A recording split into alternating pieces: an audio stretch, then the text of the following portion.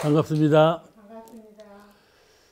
오늘은 생사편 31장. 우리가 후생에 다시 만나자고 약속을 하죠. 응? 부부간에 헤어질 때 그러거든. 후생에 다시 만나자고 그러지 않아요? 그거에 대한 말씀이요. 후생에 다시 만나자. 그에 대한 말씀이에요. 본문을 읽으시겠습니다. 한번 읽으시겠어요? 31장.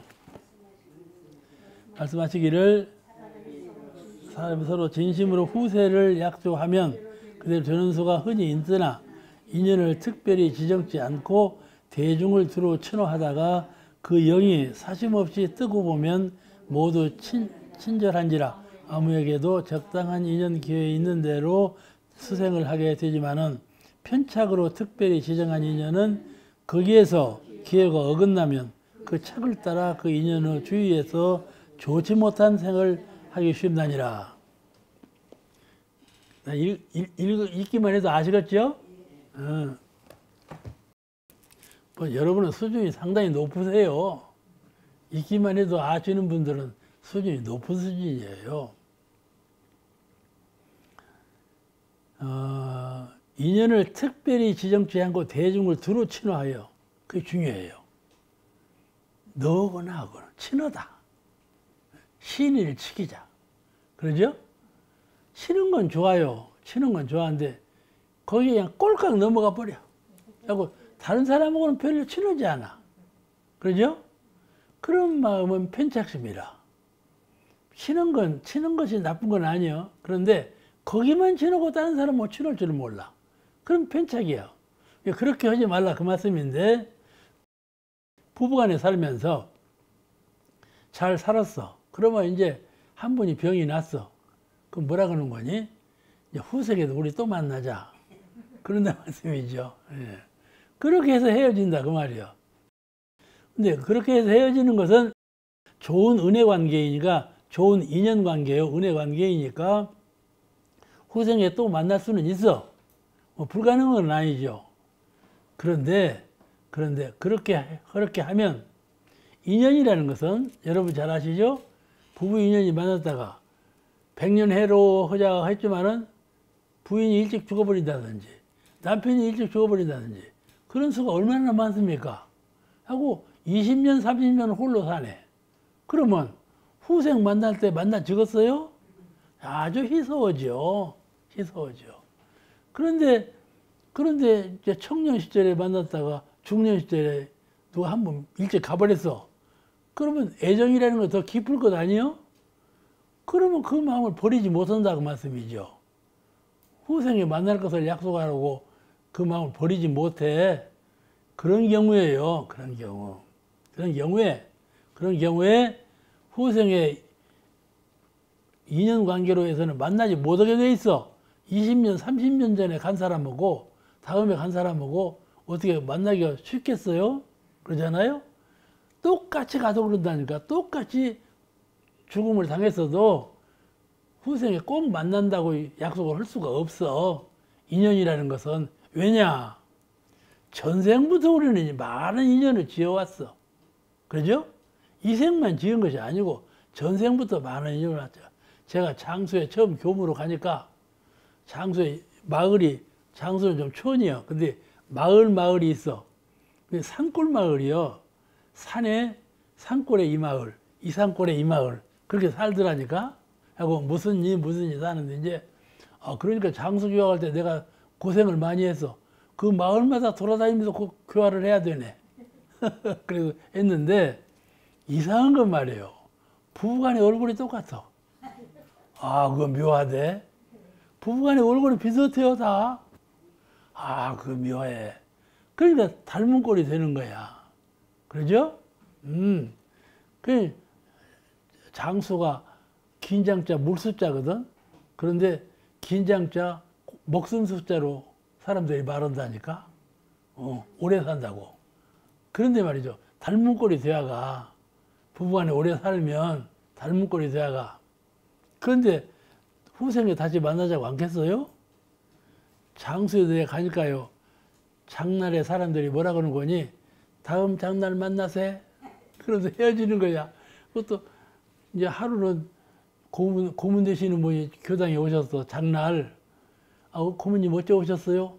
교모님, 저 우리 시장에 가입시다. 그래요. 나 시장에 갈 일 없는데 가입시다. 왜 가? 그래서 이제 케이크 먹으러 가자고.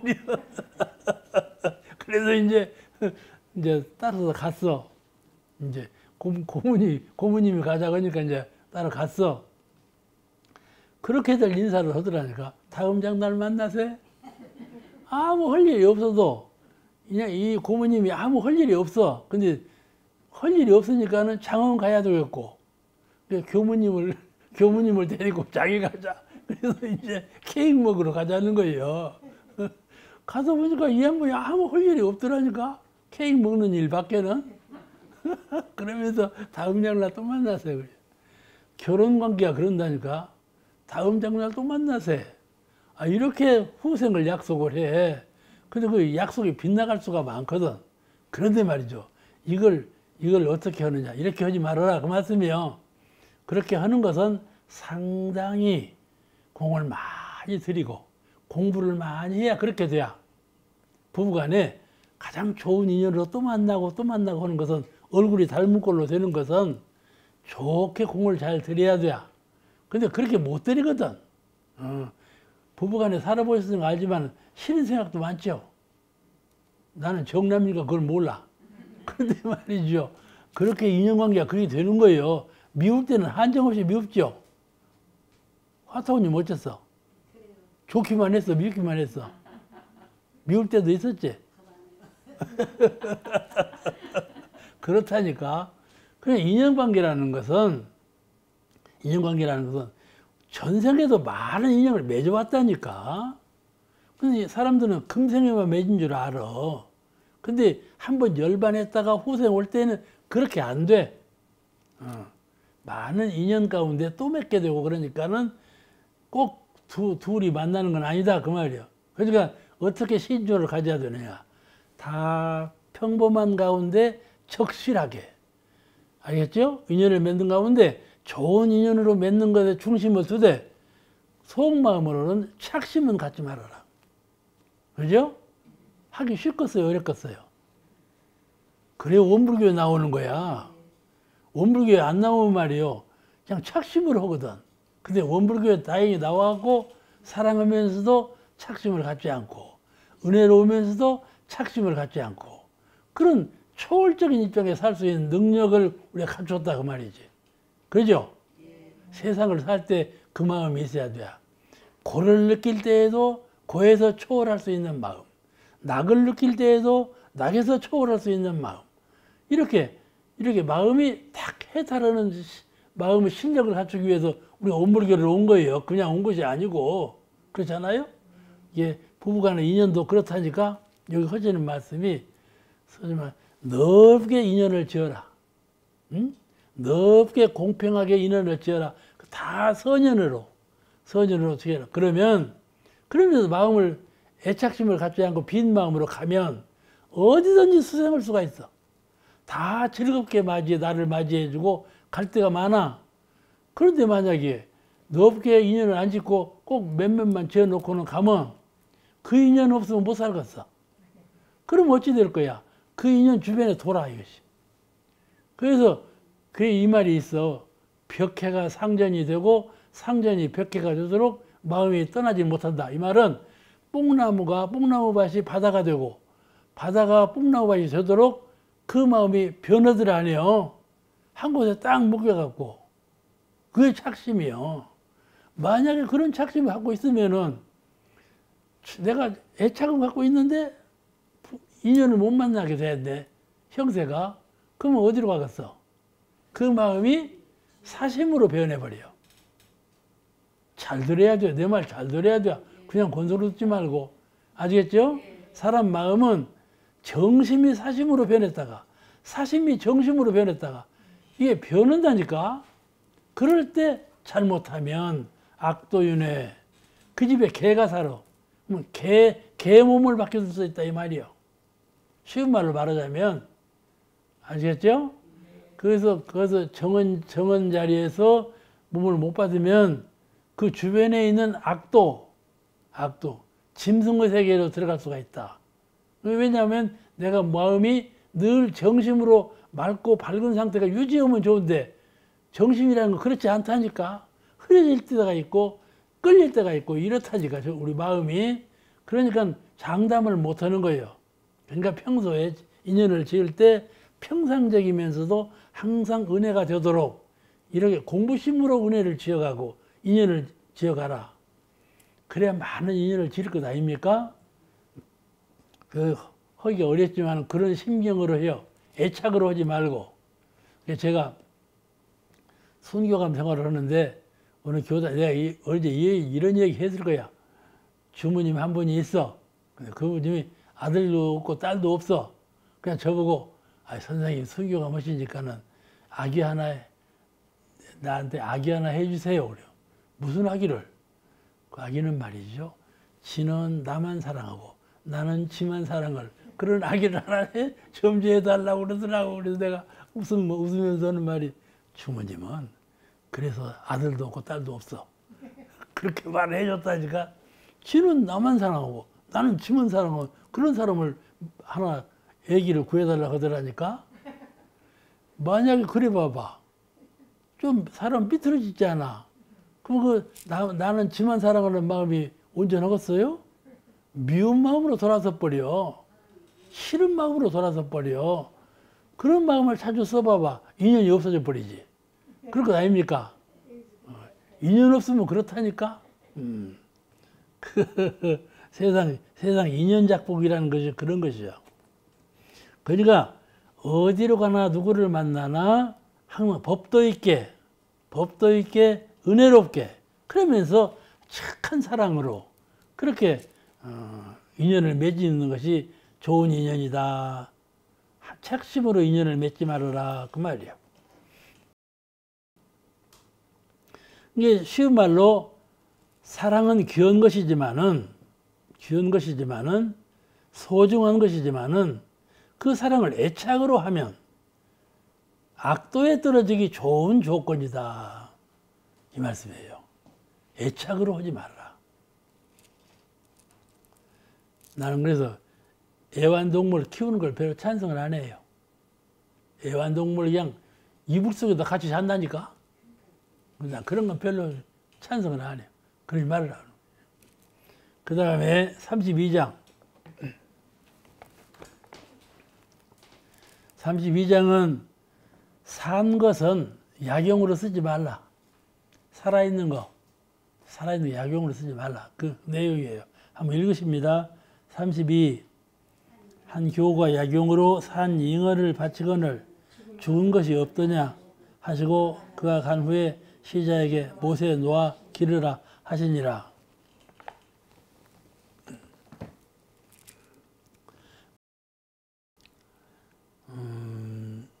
이게 이제 연고 없이 살생을 말며 장이 있죠? 그죠? 그러면 정산종사님 병이 심중한지라 이제 교도 한 분이 살아있는 잉어가 약이 된다고 가져온 거예요. 교도는 약이 되니까 부처님께 올려야 되겠다고 이제 살아있는 놈을 갖다 올린 건데 정산종사님은 그거를 보시고 물으셨어. 그 잉어를 가져왔다 하는데 살아있는 거냐 죽어있는 거냐?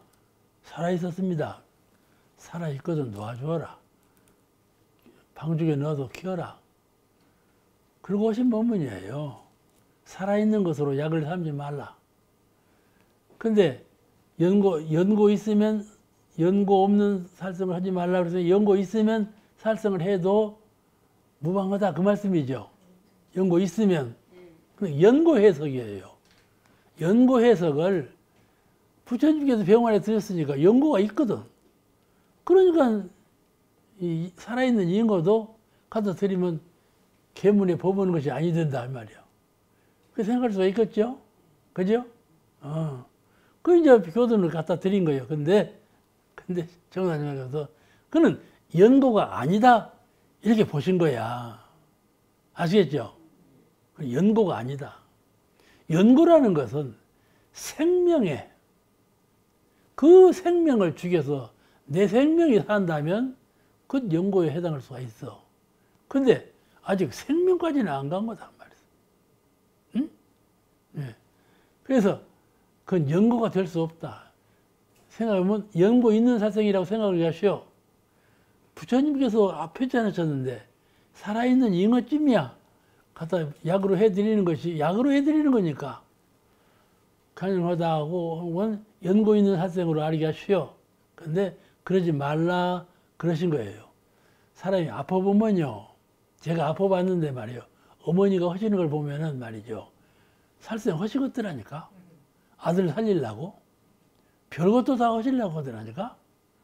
그런 거 보면 말이죠, 그럴 수가 있어요. 그런데 계문 해석을 연고 없이 살생을 말미암아 이 계문 해석을 얼른 자기 본의로 이롭게 하기 위해서 그런 계문을 범할 수가 있는데, 그런 계문을 그렇게 하지 말라. 계문을 아주 소중히 하신 말씀이에요. 그 다음 또 연관이 또 되어요. 그 다음 한 번 더 읽으시겠습니다.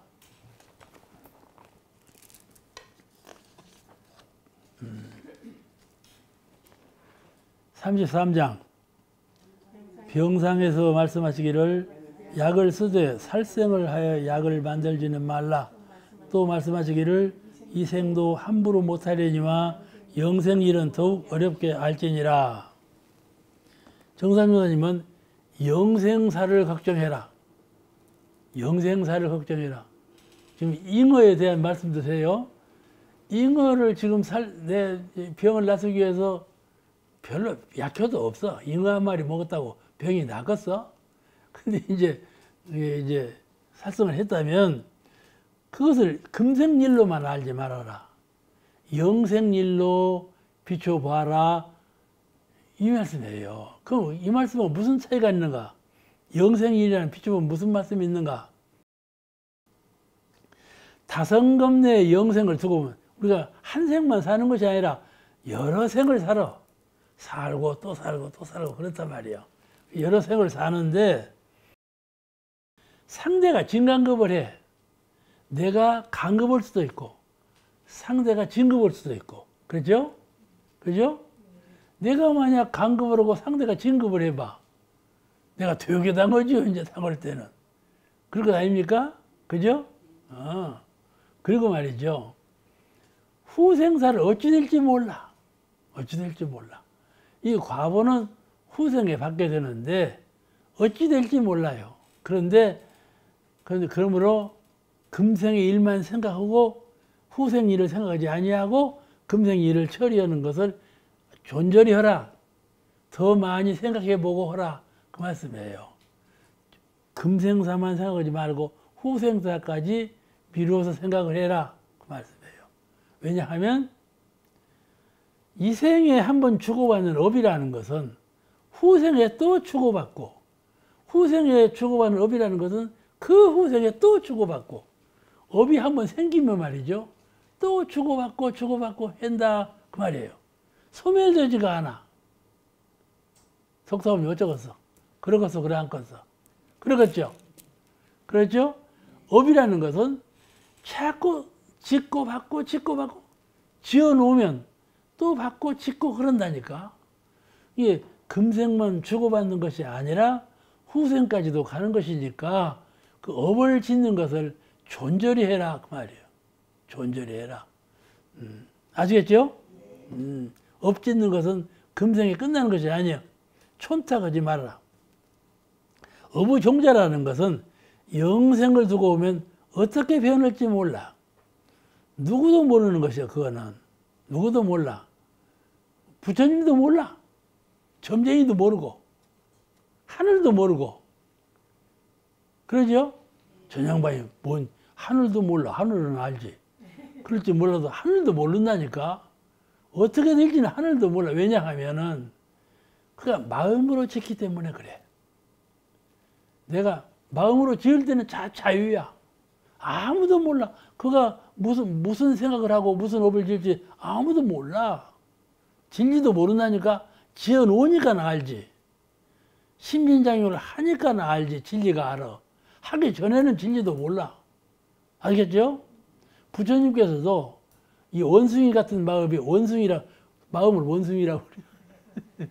왜 원숭이라고 하는 거니? 이 원숭이란 놈은요, 금방 쳐 올라갔다, 금방 내려갔다. 이 아단을 떨고 다니거든. 이 마음이 그래요. 마음이 그런다뇨. 이게 마음을 원숭이라고 표현을 해요. 근데 이 마음이 한번 숨어버리면은 몰라. 아시겠죠? 마음이 나타나면 눈으로 나타나고, 귀로 나타나고, 몸으로 나타나고, 나타날 때는 아는데, 마음이 한번 숨어버리면 어디 숨은지를 몰라. 어디 숨었을까? 이런 세상 자리에 숨어버린 거예요. 이런 세상 자리에 숨어버린 것은 부처님도 몰라. 알겠죠? 그러니까 업이라는 것은 장차 후세상에 무슨 업이 또 변화가 될지, 무슨 업을 지을지 모르니까 최초의 업을 잘 지어라.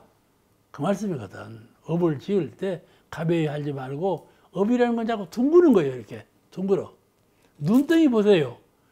눈사람 만들 때 어떻게 만들었어요? 처음에 주먹으로 만들었다. 그럼 굴리면 자꾸 커지네 이거지. 업이라는 거는 업이 작은 인연도 작은 업도 굴리면 하고 커져. 주고받고 오는 가운데. 그러니까 최초의 업을 선업은 즐겁게 짓지만은 악업은 처음부터 참 존절히 해라. 가급적이면 짓지 말아라. 그 말씀이에요. 그러겠죠? 그 다음에 마지막 장이에요. 오늘은 마지막 하는 거예요. 오늘 이제 마지막 장, 생사편 마지막 장이에요. 34. 병상에서 그를 부르시며 이 글을 적어 전하라 하시니 인간고락 언무실 자성공자 본탕평이라. 번역하면 인간의 모든 고락 원래 실상 없는 것 자성을 관조하니 본래 탕평하도다 하심이러라.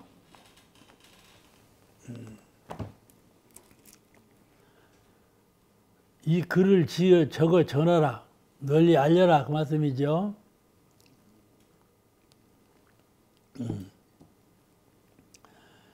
사람에게 돌아오는 일체 고락은 실체가 없는 거다. 즐거운 거나 슬픈 거나 괴로운 거나. 제가 몸을 많이 아팠어요. 젊었을 때부터. 근데 이상하게도요, 꼭 나았네. 꼭 나아. 그러니까 내가 96세까지 산다고 그러지. 안 나서 봐. 죽을란가 보다 하지. 근데 말이죠. 근데 병이 들었을 때는 내일 죽을란가 보다 그러고 병이 나으면요, 아니 내가 96세는 살겠다 그런다니까. 수도 오는 사람도 그런데 보통 사람이 그걸 안 컸어요? 그냥 고락간에 낙이 돌아오면 좋아하고 고가 돌아오면 싫어하고 사람 인지상정이요. 고락이 그런 거죠. 그런데 고락간에 말이죠, 실체가 없는 거예요. 고락이라는 것은 즐거운 것도 괴로운 것도 본무실이요. 실체가 없는 것이요. 그렇죠? 허망한 것이요. 지금 우리가 세상을 보지만은 하늘이 얼마나 크고 높습니까? 푸르고 광대하고 밝고 참 텅 비어서 자유하고. 그렇지만 그 하늘이 실체가 없는 것이요. 없는 거예요. 땅도 그렇지요. 하늘과 땅이 본래 실체가 없는지라 그 가운데 생겨난 것들이 어떤 것이 실체가 있겠어요? 그렇죠? 실체에 있는 것이 아무것도 없어. 전부 변하는 거죠. 찰나간의 변화가 있기 때문에 실체가 없는 거죠. 변함이 없어야 실체가 있다고 하는 것인데 다 변해. 변하니까 실체가 없는 것이죠. 이것인가 그런데 금방 저것이 돼버리고 저것인가 하면 금방 저것이 돼버리고. 그렇잖아요? 사람도 그렇죠? 믿을만은 못 믿겠고 믿을만은 못 믿겠어. 그러죠? 못 믿을만하면 믿을만한 얘기를 하고. 이렇게 생겼네. 이렇게 생겼다니까. 사람 전체가 다 그렇게 생겼어. 그래서 실체가 없는 거짓이요. 그러니까 옛날부터 이 세상은 거짓이다. 거짓이다. 이렇게만 보았어. 그런데 조용히 이 명상하고 깨닫고 보니까 이 세상이 실체가 없는 것이 아니라 내 마음이 실체가 없는 것이에요. 그렇다고 생각하는 이 마음이 실체가 없는 것이요. 그래서 세상이 실체가 없는 것처럼 보여. 그런데 하늘이 땅이 되고 땅이 하늘이 되고 변하는데 늘 하늘은 하늘이요 땅은 땅이라. 아시겠죠? 하늘이 땅이 되고 땅은 하늘이 되고 나무가 흙이 되고 흙이 나무가 되고 이렇게 다 변하는 것인데 1000년 전에도 1억 년 전에도 하늘은 하늘이고 땅은 땅이요. 그렇잖아요? 그렇게 변했어도 천지만물은 그대로 있는 거야. 여여해요. 여여자연이라는 말이 그래 나와. 이것을 이론상 서문에서 유상으로 보면 무상으로 보면 그 말씀이에요. 이 천지물 당체를 무상으로 보면 늘 변해 실체가 없는 것이요. 무상으로 보면 아무것도 실체가 없어. 생사고락도 그러고 천지만물도 그러고.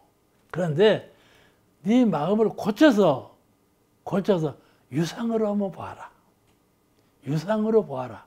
변화가 끊어진 자리로 보라. 그런 말이죠. 옛날에도 이건 하늘이고 옛날에도 땅이고 그대로 있더라니까. 그죠? 그러니까 우리가 천지를 믿고 살지. 우리가 옛날에도 아버지요, 옛날에도 어머니요, 옛날에도 동포요, 옛날에도 법이었다 그 말씀이에요. 그렇죠?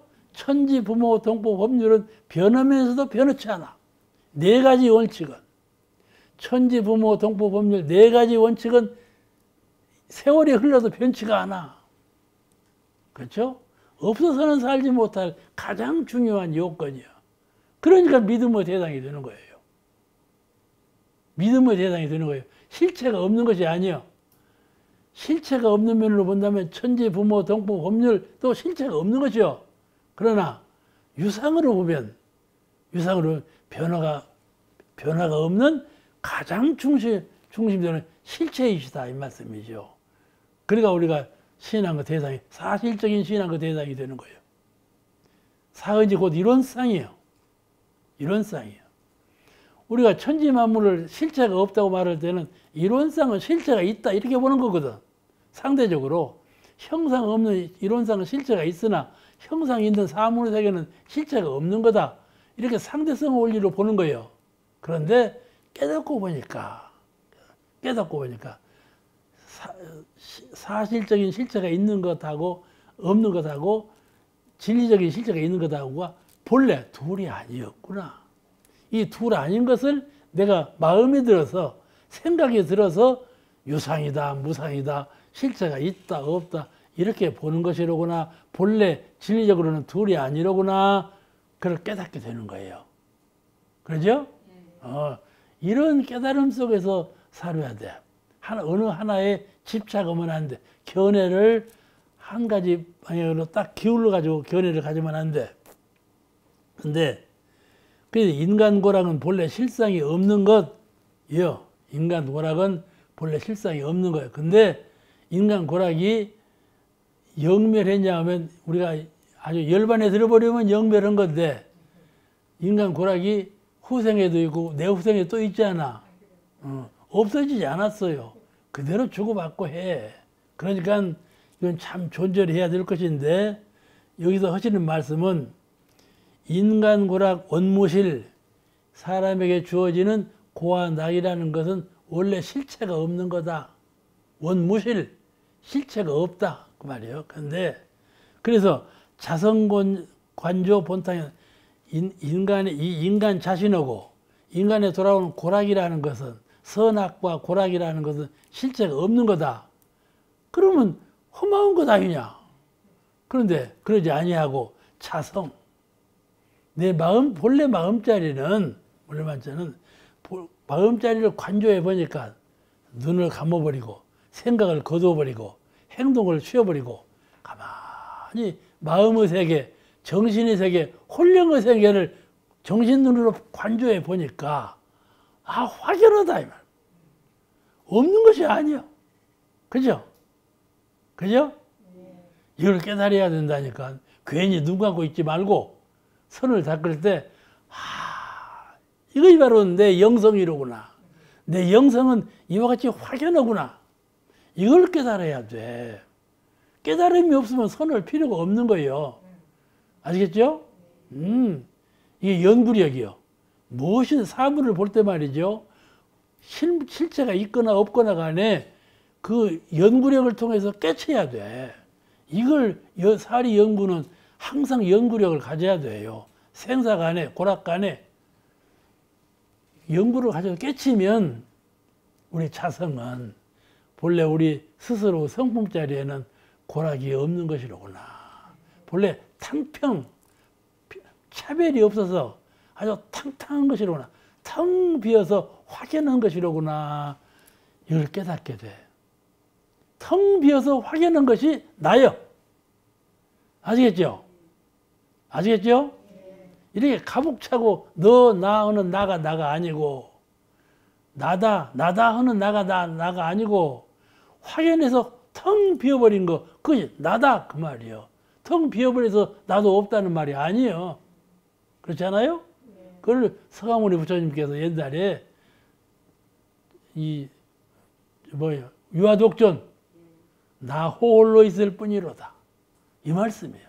유아독존 우리는 그런 당연한 아무 걸림이 없는 호연한 동서남북이 없는 그런 나가 본래 자성이며 진실한 나이다. 그것을 깨닫고 믿어야 돼. 이제 오늘 거기까지만 하고 이제 생사편 다 끝났어. 제15 유촉편 새로운 장이에요. 유촉편 열반하시기 전에 이제 남기신 말씀 앞으로 어떻게 교단을 위해서 또는 공부를 위해서 이렇게 하라 유촉하신 그런 등의 말씀이 수록되어 있는 것이 유촉편이에요. 세계가 참 신속하게 변하죠. 그런데 대종사님께서 대각을 이루시고 구인 제자하고 초창 교당을 이루실 때 그때만 해도 과학 문명이 상상할 수 없이 발전을 했죠. 그리고 세상의 유통은 그렇게 잘 안 됐지만 문명은 많이 발전했어요. 그런데 그 후로 이제 정사종사님께서 종업사에 계시고 그럴 때쯤은 그 세상이 동서간에 유통이 되는 그런 시대였어요. 지금은 훨씬 더 빠른 속도로 유통이 되고 있죠. 문명이 개벽되고 모든 그 문화가 교류되는 이것이 아주 신속하게 이루어지고 있는데 우리 교단은 지금 초창 교당으로서 아직도 초창이죠. 지금 100년이니까 교당으로서 구비돼야 될 것이 많고 꼭 개선해야 될 것이 많고 그렇잖아요. 그런데 유의해서 새롭게 개선해야 될 것은 새롭게 하고 또 공부하는 사람의 입장에서 또는 교화하는 입장에서 준비해야 될 사항 또는 준비하거나 주의해야 될 사항 그런 사항에 대해서 유촉하신 말씀 또 교세 확충 특히 우리는 새로운 교법으로 새 세상에 접해가지고 교화력을 발휘하는 그런 시대, 그런 운세에 있기 때문에 교세 확충을 보다 많이 힘써야 될 때거든요. 왜냐하면은 다른 불교나 기독교나 이런 종교는 역사가 오래된지라 교화법이 발전했어요. 그 법에 맞는 교화법이 오랜 세월 동안 발전했기 때문에 그 이상 발전할 수 없이 발전했단 말씀이죠. 그런데 우리 교단은 법이 새로 나왔는데 그 새로운 법을 대중을 향해서 교화해 갈 때 교화 방법이 아직은 미흡한 점이 퍽 많아요. 또 개선해야 될 점도 많고 그렇게 여러 가지 개선해야 될 점 이런 점에 대해서 이제 유촉의 말씀을 하신 것이 이 유촉본에 수록되어 있습니다. 평소에 그 변문으로 말씀하신 삼동윤리 또 교단을 앞으로 이렇게 완벽한 교단으로 토대 위에 세우려면 그 체제를 어떻게 해야 되는가에 대해서 정산 종사님께서 구상하신 4대 체제, 그 4가지 요강으로 교단을 체제를 세워가자, 그런 4가지 계획을 세운 것이 있어요.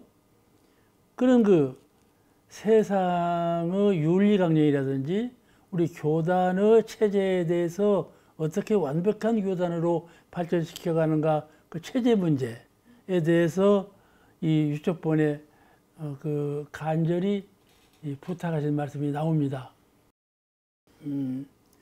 또 그 동지 상호 간에 어떻게 해야만 서로 오랜 세월 동안 합심 합력해서 오직 이 교단을 위해서, 세계의 불운화를 위해서 힘써갈 것인가, 동지 상호 간에 지켜야 될 윤리 도덕, 정의감, 이런 거에 대해서도 상세한 말씀을 해 주셨고, 특히 교서를 혁신해 갈 때, 가령 교서의 내용을 변경시켜야 될 때 어떻게 해야 하나, 어느 분야는 개선을 하고 어느 분야는 손을 대면 안 되고 어느 분야는 손을 대도 괜찮다 하고는 한계가 있지 않겠어요?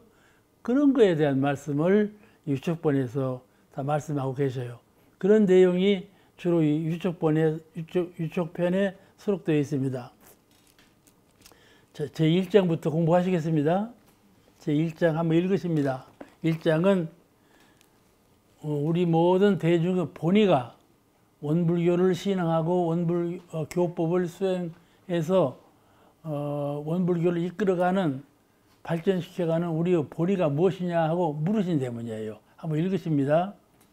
1. 정산종사 병상에서 물으시기를 우리의 본의가 무엇인지 아느냐.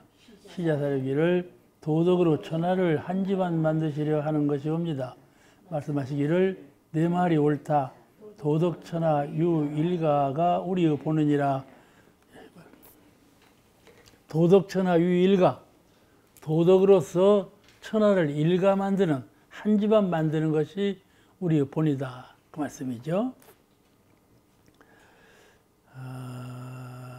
잘 알고 있죠? 사람마다 부처 만들고 집집마다 법당을 만든다, 그러죠? 다 아시죠? 사람마다 부처 만들고 집집마다 법당을 만든다.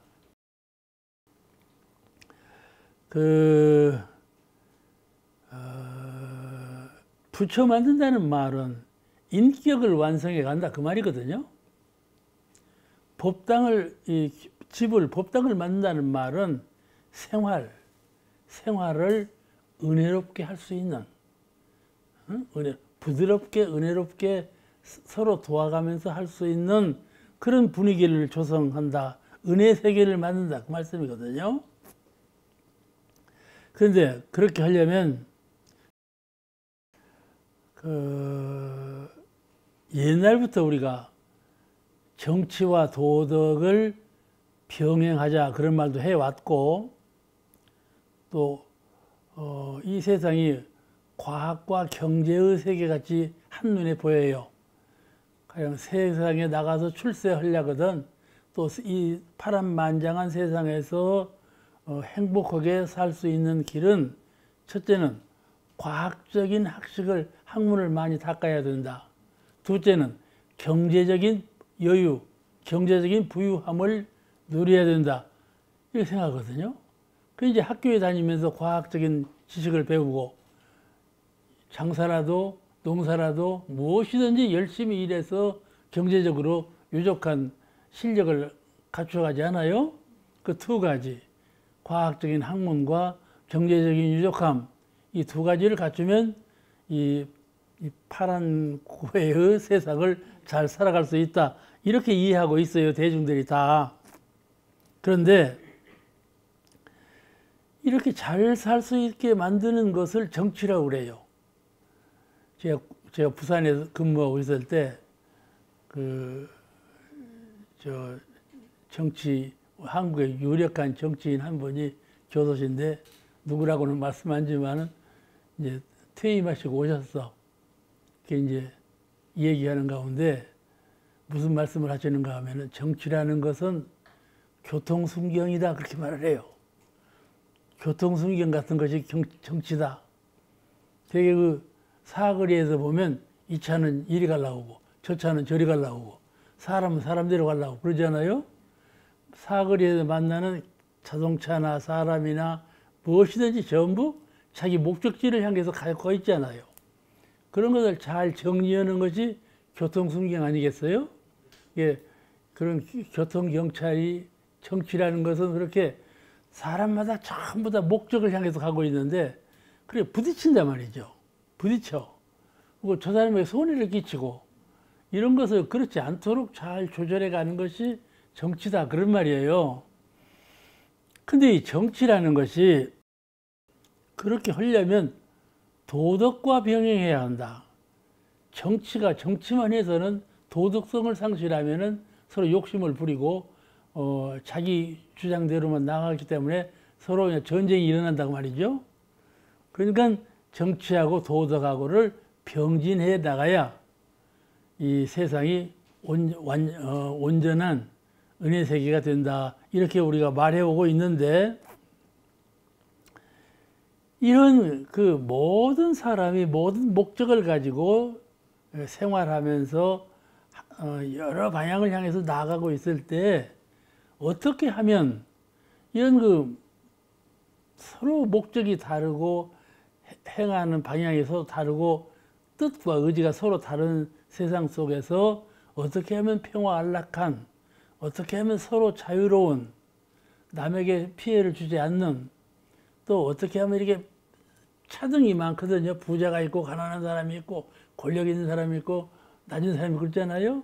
이 차등 사회에서 평등감, 두 사람하고 나하고는 차이가 없다. 평등감을 갖는, 평등치 않으면 불행하거든요, 사람이. 그러죠?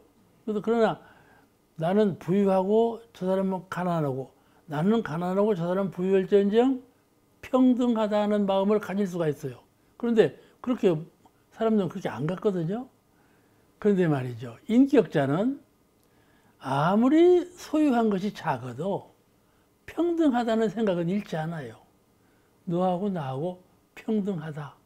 그런 생각을 잃지 않는 것이 그게 도덕이고 인격이거든요. 세상이라는 것은 차별이 있는 것은 마땅히 차별이 있어요. 부지런하고 게으른 그 차이가 있는 것처럼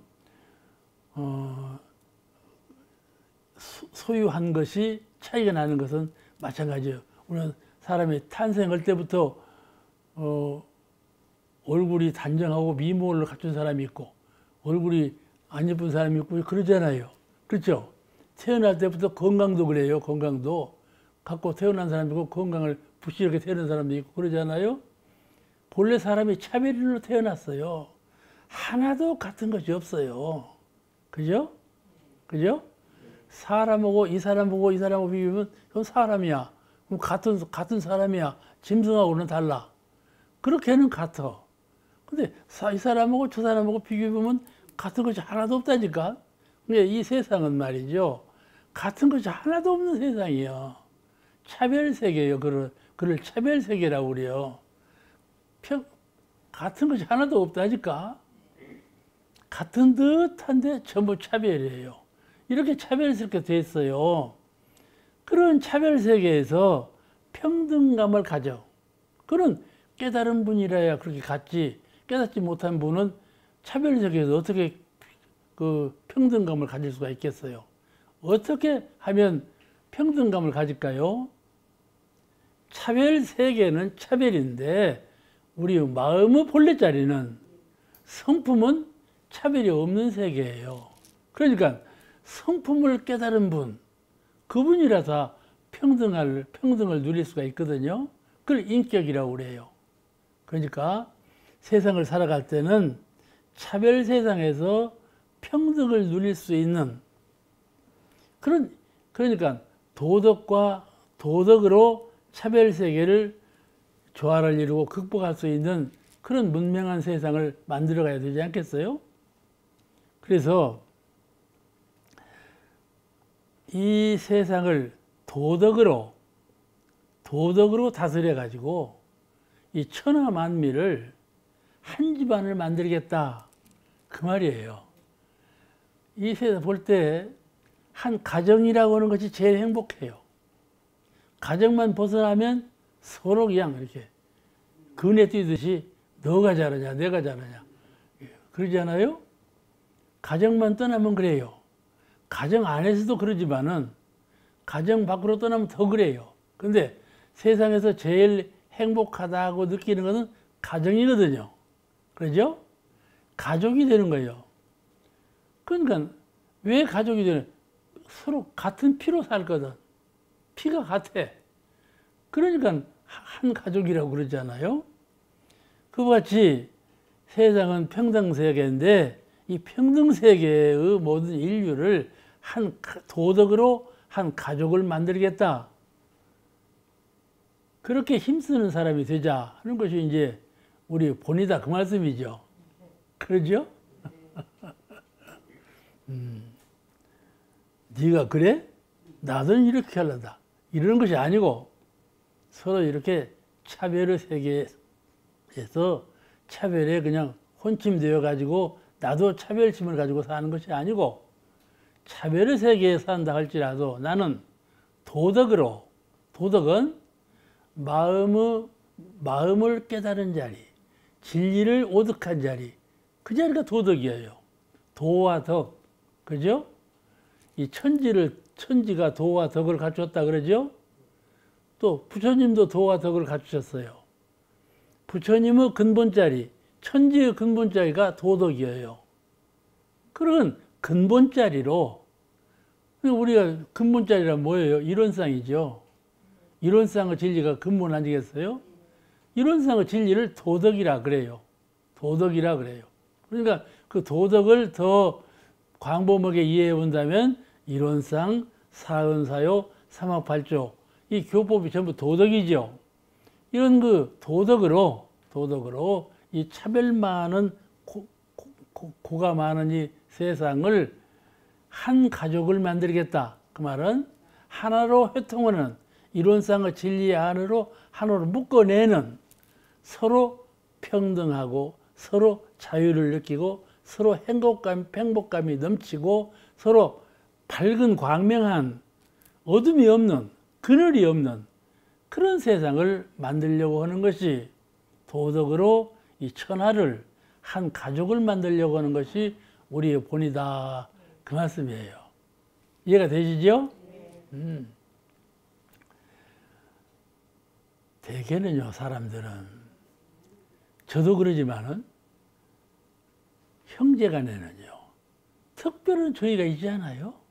그죠? 부자간에도 그렇고요. 한 가족이라는 것이 그런 거예요. 그런 그 두터운 정의를 느낄 수 있도록 그 말이에요. 한 가족 만들려고 한다. 그러니까 가족이라는 것을 가족 안에도 차별이 많거든요. 근데 그런 가족이 아니고 가장 화목한, 가장 그 행복한 도덕성이 있는 그런 가정을 말하는 것이죠. 그런 가정을 만들겠다. 그러니까 우리의 본의를 한번 물으신 거예요. 병상에서 한번 물으신 거예요. 우리의 본의가 무엇인가? 그 말씀이에요. 아시겠죠? 다 사람마다 내가 왜 지금 살고 있는가?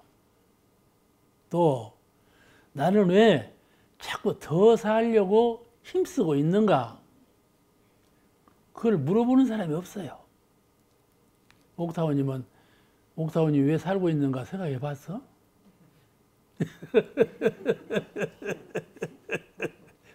또 왜 내가 더 살아야지 약을 먹고 그냥 밥을 먹고 그냥 운동으로 그냥 왜 사람이 더 살려고 이렇게 하는가? 근데는 죽을 텐데 왜 이렇게 더 살려고 하는가? 한번 생각해 볼 일이거든요. 그런 생각을 해볼 줄 아는 사람이 돼야 돼요. 그렇다면 그 의미를 알 수가 있어요. 왜 살아야 하는가? 그걸 물으신 거예요. 우리 본의가 무엇인가? 그걸 물으신 것은 사람이 왜 살아야 하는가? 그걸 물으신 거라. 그를 이 세상을 도덕천하, 도덕으로 한 가정을 만들고자 하는 그런 신념으로 살라. 그걸 위촉하신 말씀이에요. 위촉하신 말씀이에요. 오늘 공부 여기서 마치겠습니다.